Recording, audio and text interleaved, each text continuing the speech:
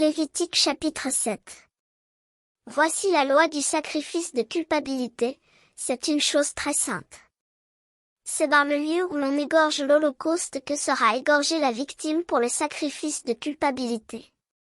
On en répandra le sang sur l'autel tout autour. On en offrira toute la graisse, la queue, la graisse qui couvre les entrailles, les deux rognons, et la graisse qui les entoure, qui couvre les flancs, et le grand lobe du foie, qu'on détachera près des rognons.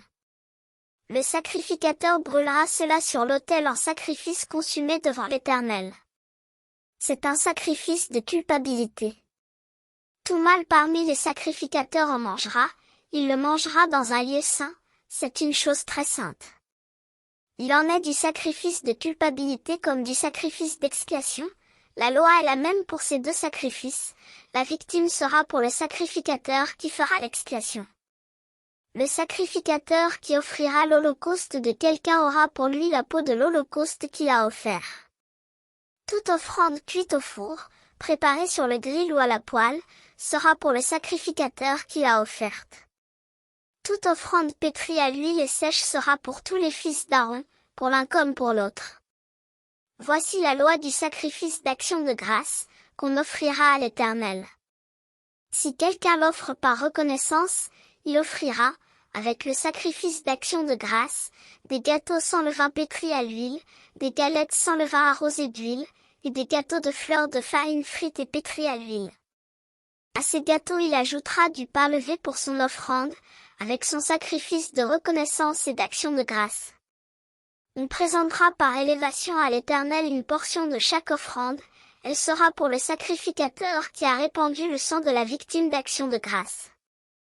La chair du sacrifice de reconnaissance et d'action de grâce sera mangée le jour où il est offert, on n'en laissera rien jusqu'au matin. Si quelqu'un offre un sacrifice pour l'accomplissement d'un vœu ou comme offrande volontaire, la victime sera mangée le jour où il l'offrira, et ce qui en restera sera mangé le lendemain.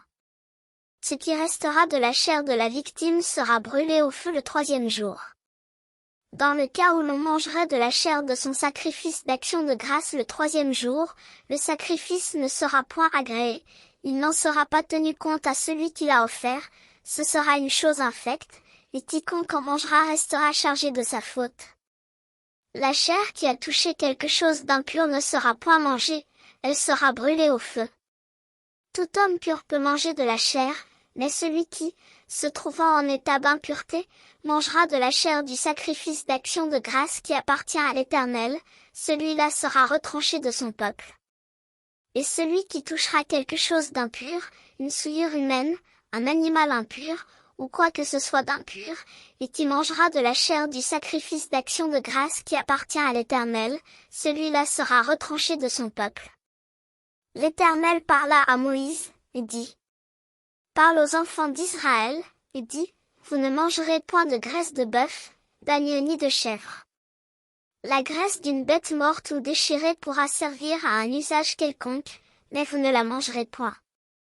Car celui qui mangera de la graisse des animaux dont on offre à l'Éternel des sacrifices consumés par le feu, celui-là sera retranché de son peuple.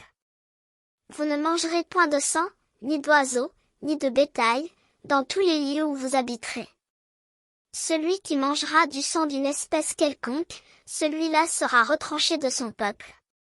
L'Éternel parla à Moïse, et dit: Parle aux enfants d'Israël, et dis, celui qui offrira à l'Éternel son sacrifice d'action de grâce apportera son offrande à l'Éternel, prise sur son sacrifice d'action de grâce.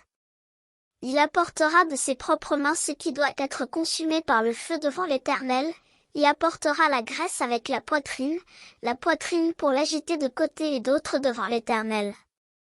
Le sacrificateur brûlera la graisse sur l'autel, et la poitrine sera pour Aaron et pour ses fils. Dans vos sacrifices d'action de grâce, vous donnerez au sacrificateur l'épaule droite, en la présentant par élévation. Celui des fils d'Aaron qui offrira le sang et la graisse du sacrifice d'action de grâce aura l'épaule droite pour sa part. Car je prends sur les sacrifices d'action de grâce offerts par les enfants d'Israël la poitrine qu'on agitera de côté et d'autre et l'épaule qu'on présentera par élévation, et je les donne au sacrificateur Aaron et à ses fils, par une loi perpétuelle qu'observeront les enfants d'Israël. C'est là le droit que l'onction d'Aaron et de ses fils leur donnera sur les sacrifices consumés par le feu devant l'Éternel, depuis le jour où ils seront présentés pour être à mon service dans le sacerdoce. C'est ce que l'Éternel ordonne aux enfants d'Israël de leur donner depuis le jour de leur onction, ce sera une loi perpétuelle parmi leurs descendants.